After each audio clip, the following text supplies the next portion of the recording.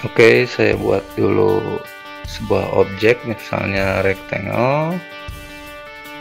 Nah, misalnya seperti ini, saya rotate dulu, sembarangan aja di sini ya. Dan kemudian saya bikin untuk referensinya, saya warnain dulu misalnya merah, misalnya seperti ini ya. Kita ingin merotasi ini sesuai dengan ini, sesuai dengan kemiringan referensi yang merah ini. Saya rotate, saya move dulu. Nah, kemudian ketik RO, kemudian enter.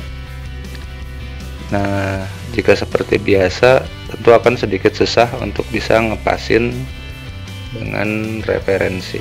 Saya undo dulu. Nah, tipsnya caranya yaitu select dulu objek, kemudian RO dan enter. Kita ambil dulu, klik di referensinya lah ya, atau di pusatnya.